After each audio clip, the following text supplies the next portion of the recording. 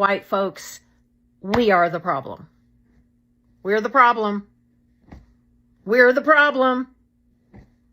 Our refusal to honestly deal with our history of hatred, racism, genocide is a problem.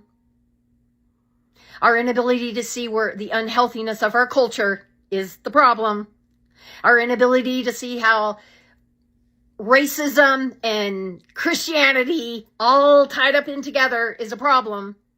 And the biggest problem is that we do not see we are the problem. Whites are the problem in America. You guys are the issue. You guys, you people. We're trying to get better. Clump? Whitey? My stance on it is whatever Will Compton decides, I think we go with as the former white. Are white men. The lead robbers in America are white men. The largest amount of rapists are white men. The highest number of domestic abusers is white men. The highest number of arrested pedophiles is white men. The greatest number of drug dealers arrested is white men. But if you ask the average American who are the proponents of crime, is a black face to it. They're now trying to create this narrative that the immigrants are bringing in the crime because they never want to own up to what it is that they have done. Part of our responsibility is to pull the sheets off. We had a shooting here in Georgia not long ago. A young man named Colt, 14 years old, went and shot up his high school. His father's now being charged. Can you imagine what conversation me and you would be having if Colt was black and Colt's black father gave him a gun? The television, the internet would explode on the irresponsibility of black fathers, on why it is that young black men have guns and are carrying guns. It has always shifted to make black men feel hyper-aggressive, hypersexual, and hyper-criminalized.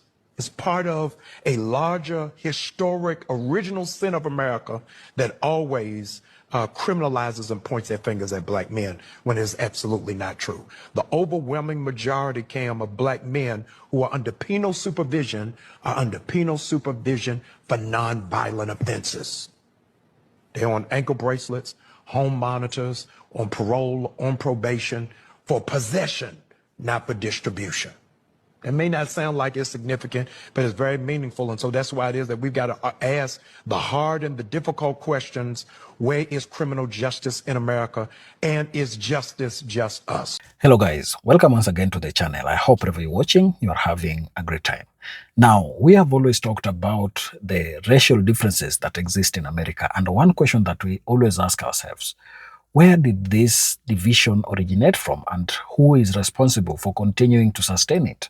Because in a society where people are multi-ethnic, it would only be good if people work and come together for the good of the entire nation and for the good of the society. But then if you look at how America is existing, there is that hatred that exists between blacks and whites and even other people from other races. So the big question is, who is responsible for this and why is it being sustained? White Americans are coming out to answer this question in the boldest way possible. They are saying that they are the problem. They are the ones who have made America stagnate in terms of having a moral fabric that is working together. They don't have that. They are saying that if you look at the largest committers of crimes in America, it is white people and not black people or even immigrants as it has always been projected. So in today's video, I want us to have this issue and talk about it deeply. I've come across some clips that I've compiled here. I want you to take a listen to what the white Americans have to say and even other races speaking about the source of the problem of America. Then we shall come back in the end with my commentaries. Let's watch. The problem. White people are the problem. They are the problem. White people ain't White people killed Charlie Kirk. White people enslaved nations of people. White people ruined this country. White people, not black people. Black people built this country from the ground up. White people came and ruined it. The Italian mob, the Russian mob, the Irish mob. America was divided before I came and talked to you. Let me ask you. You were sitting here with people who disagree with Trump and you agree with Trump. Yeah. That's the vision. Freedom of speech. That's the vision. I didn't divide you. No, you're saying black and white are different. What's the difference? So what's the difference between me saying that and what's his name, Stephen Johnson, saying the Democrats are the problem? Is Stephen Johnson not dividing the country politically? 100%. Is Donald Trump not dividing the country politically? 100%. Is his office not dividing the country politically? 100%. So white people are the problem. Not some black man that's sitting out here asking interviews. I'm not dividing the country. White people are dividing the country. Hold on. It's to that point. When was America ever united? Hold on. When was America? We haven't been. That's the fucking problem. Whoever. Hold on. Who caused that? Hold on. Who caused that? Fucking white people. So what should happen to white people for dividing the country? White people? Let's talk about it. Let's talk about our violence. White violence. No more deflecting. No more blaming everything on everybody else. Let's confront ourselves. White people in America, our history is so extremely violent. And instead of confronting that, we continue to blame other people for the issues and the problems in this country, instead of just taking ownership of our part to play in everything, which is a huge part. Can we stop scapegoating other groups of people, please, and just look at ourselves? White people, it's time to talk about it. Like, it's long past time. Getting rid of other groups of people in this country is not going to make this country better. It's not going to make your life better. It's not going to make you better. I think white people are so scared to talk about race and to talk about white violence and white supremacy because they don't want to connect themselves to it. We don't want to feel like we're a part of the problem. But unless you're acknowledging the reality of how the US, this country, runs, you are a part of the problem. I truly believe in my heart, in my soul, that if you're born a white person in this country or on this planet, but I'll just speak about this country, part of that journey is to dismantle systems that have been built to oppress other people. The hard work of life is to confront yourself. How do I benefit from the way that things are? And how does my benefiting from those things harm other people? And instead of walking around with, 1,000-pound bag of shame on your back, consider it your responsibility to do that work.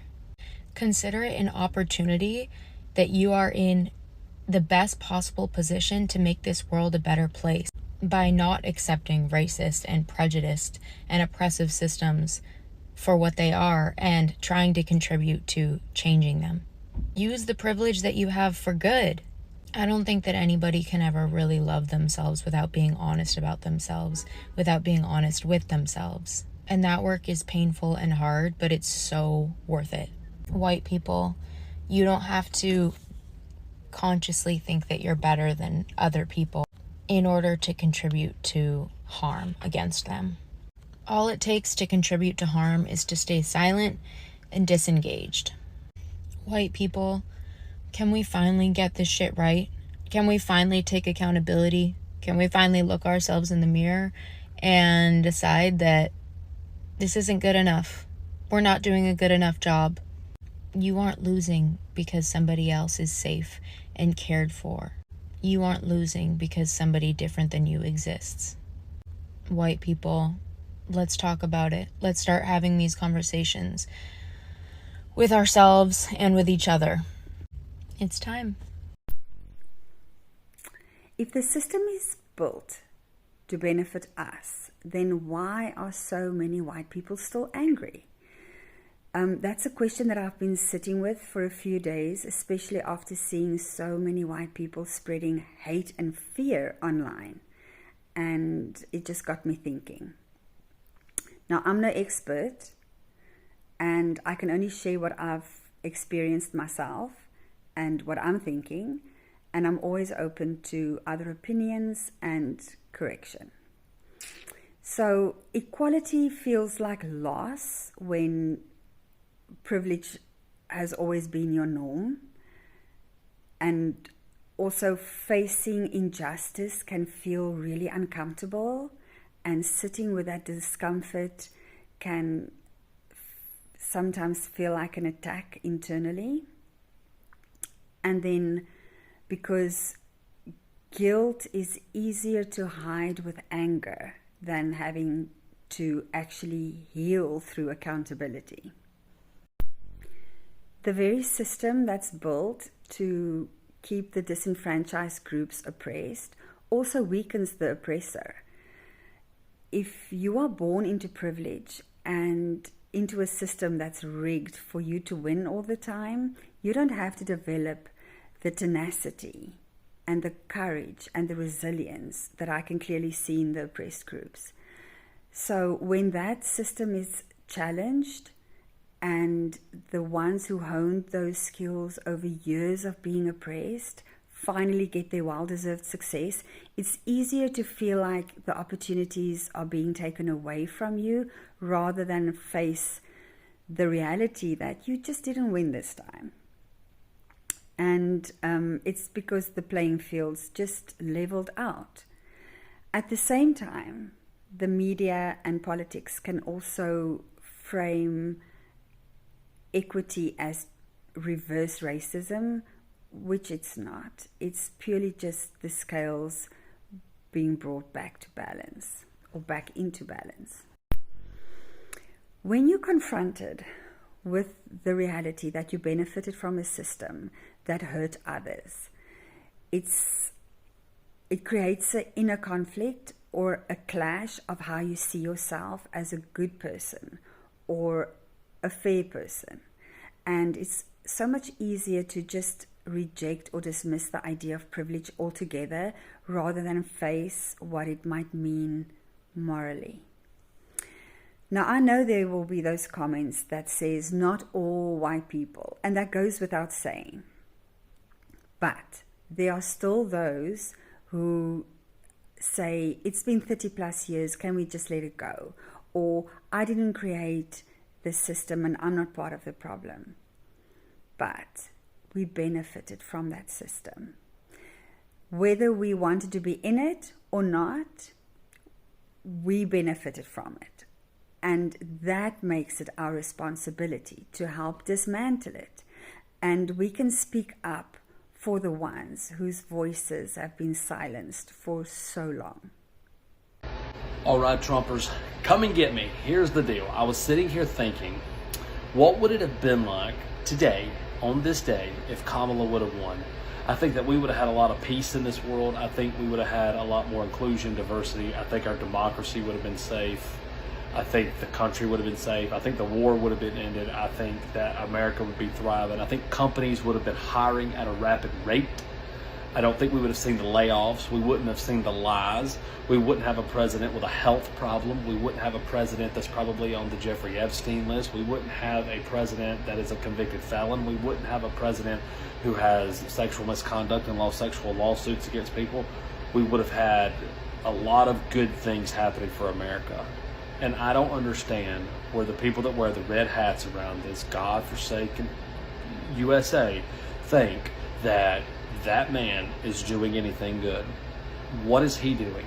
Your big beautiful bill is garbage. Tariffs are garbage. The whole United States is just in a downhill spiral. And the only person to blame for that is yourself. You're the root cause, bud. I hope you know that. I hope you sleep good at night knowing that you're the problem in America. Good luck with that. I'm sorry if you think it's too early to politicize what happened in Georgia yesterday, but I will not allow the NRA to dictate how I talk about this issue that is impacting all of us. The majority of school blank and mass blank that are happening across this country are being committed by white boys. So let me ask you this. If you're a parent, white women, what are we doing?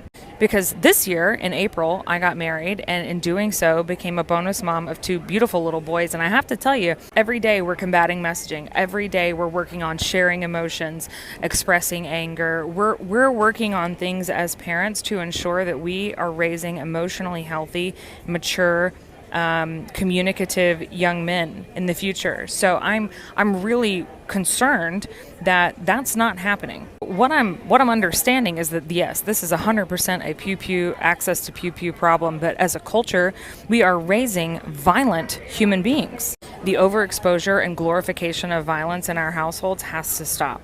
You have got to get a hold of what we are showing, teaching, exposing our children to, and being better, more present parents, because this is a problem in white households. So if we are white parents, we have to do something about it. Every economic problem that we're facing in this country right now, student loan debt being just out of control, the government shutdown, SNAP benefits being cut, health insurance premiums about to go through the roof, your rent going up, your pay stagnating, groceries just being astronomical, is because reparations were never paid after the Civil War. Let me explain. After the Civil War, the Union, the North won and the South was defeated, but the South was never punished. The Confederacy lived on in the ideology of the people, of the white people of the South. Reparations were never paid to Black Americans. They were never really, truly given the opportunity to pick themselves up by their bootstraps, to rise up and become equal members of this country, equal citizens. They've been fighting for their equality since then. They've never actually truly achieved it. So when white people hear a promise from Donald Trump et al. That we're gonna run the country like a business, to them that sounds appealing. They're like, oh yeah, because you know what? I'm a business owner. I own this country because I'm white. When Black and brown people hear, well, we're going to run the country, run the government like a business, they understand what that means because they've been dealing with it for centuries. White people think that they are on the side of the owners, the masters, but they're not. Most white people have more in common with the Black and brown people that they look down upon. They are closer to them in the economic tax bracket than they are to the white billionaires whose asses they kiss. But listen to them glazing billionaires, especially on this app. I make $50,000 a year, but I have more in common with Jeff Bezos than I do with George Floyd. Bullshit! The only reason the lie of let's run this country like a business appealed to you is because you thought you would benefit. And now here you are. Now here you are understanding that when they say we're going to run this country like a business, that means they're going to profit off of your ass. That means that if you take $100,000 loan out to go to college, you will be in debt to the federal government until the day you fucking die. You borrowed 100 grand, prepare to repay 300 grand because they're running the government like a business now. And guess what? You're a customer, not an owner. The government exists to serve us, not to profit off of us. And we will continue to have these problems until y'all get your fucking minds right. We talk about how ironic it is that the right demonizes people of color when the only time I feared for my life has been around a white man. I get so many hate comments like these few here. Most of the time I just write it off as immature, angry men, but the times that I've genuinely been scared that violence was going to be inflicted upon me have been white men. Not to mention that a lot of domestic violence as well as many mass shootings are committed by white men. There are going to be people in any demographic that commit crimes, but the fact that the right focuses so intensely on the single crime that a person of color commits is so dishonest. Some of the craziest things that have happened to me since I started posting is that I've gotten my account banned because white supremacists mass reported me for being underage, which I'm clearly not. They found my phone number and leaked it, so I had to change my phone number. They tried to get me fired by contacting any school in Chicago to see if I worked there. There was even an online page to see who was calling which school. I've literally been called a race traitor and told that I will be lynched along with POC. So no, people of color aren't the problem here. It is white men, and that's why I make the content I do. They prove it to me more and more every single day why it's necessary. One of the most insane things I've ever witnessed in my entire life, insane and sad and just ignorant, is to see white Christians embracing and even cheering the cruelty of Trump, particularly separating families and disappearing folks into this torture prison in El Salvador. And I say white Christians because I don't know any black Christians who are cheering right now. And maybe, just maybe, it's because, black families were systematically separated by white Christians during slavery. Maybe it's because black individuals were tortured by white Christians during Jim Crow. And all Trump had to do was to replace black with Hispanic, and here we are, on board again with the same old song. I think white people think that other people want to be them. I think they think other people want to be white. They actually think that people are looking at them ordering Charlie Kirk's at Starbucks in a show of solidarity and thinking, God, I wish that was fucking me. They think people want to be like them. Bro, nobody wants to be like white people. What? Bro, what are you talking about, man? In every lifetime, if I ever got reincarnated, I would choose to be black.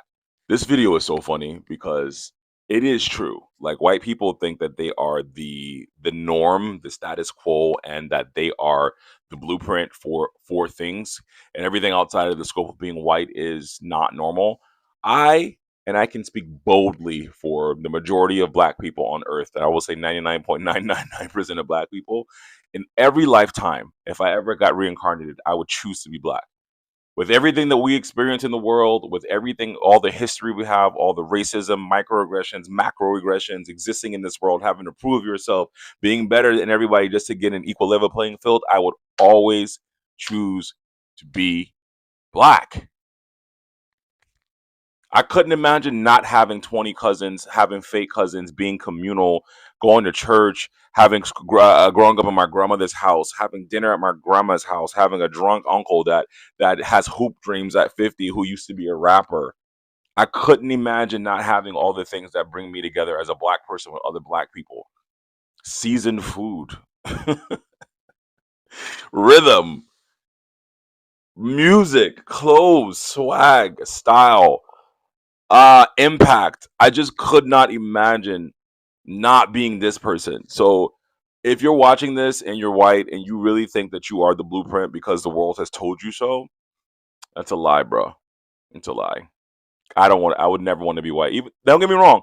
There are some people out there that have issues internally, self-hatred, and that's due to our history in this land and the world. But the majority of us would always choose to be melanated in the next lifetime. Have a wonderful day.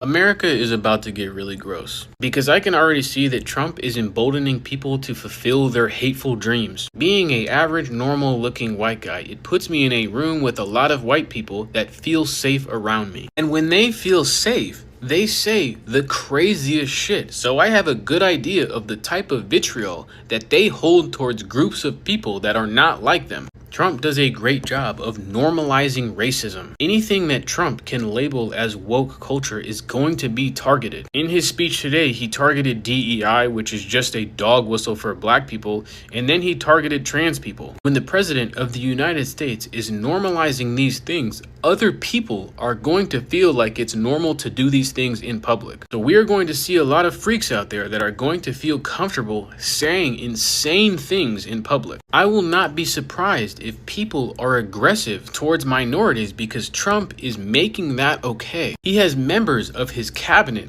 talking about, if you see immigrants, call us, let us know, be snitches. Part of the issue is the people he's emboldening is white people, and they have the ability to kind of be violent with no repercussions. And they are so good at playing the victim card, so if somebody decides to clap back at them, they're just gonna say that they were targeted. And when the entire police, military, government is all right-wing freaks, there's really no answer. And I would guess the comments on this video will give me a good example of the freaks that I'm talking about, because we are not even on day one. It only gets worse from this point on. Hello guys, welcome back to the channel. Now, I think you've listened to what Americans have to say about the entire situation as it is today. Whites are realizing that they're the ones who have been the problem, especially after the education curricula in America was changed to include certain things that were for many years omitted, because there is a group of people who did not get to understand the true identity or the true history of America and how it came to be what it is today. Since 2010, American education curricula, corporate diversity training, and mainstream media have increasingly framed U.S. history through the lens of systemic racism and white privilege. Concepts like the 1619 Project, mandatory bias training, and best-selling books such as White Fragility teach that whiteness itself is inherently oppressive and that most societal disparities stem from historical and ongoing white actions.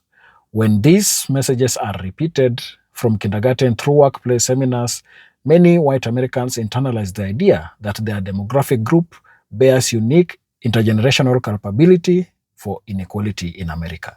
Additionally, Democratic politicians, progressive activists, and major institutions frequently describe disparities in wealth, incarceration, or health outcomes as proof of white supremacy, rather than as complex outcome involving class, culture, or policy failures.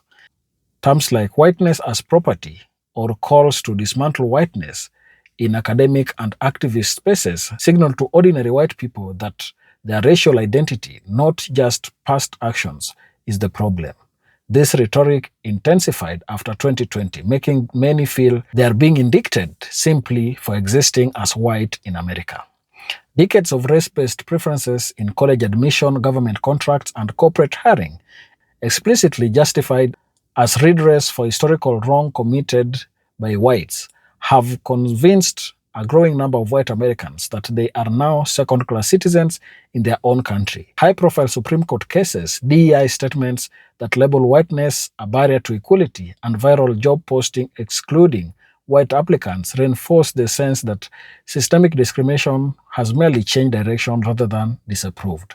Further, relentless public shaming campaigns, kneeling for the anthem, corporate apologies for existing as systems of oppression, celebrities and influencers labeling silence as violence create a social cost for any white person who questions the narrative. To avoid being labeled racist, many adopt the very self-loathing the narrative demands. Publicly agreeing that white people are the problem becomes a status signal or virtue and safety within elite institutions and social circles.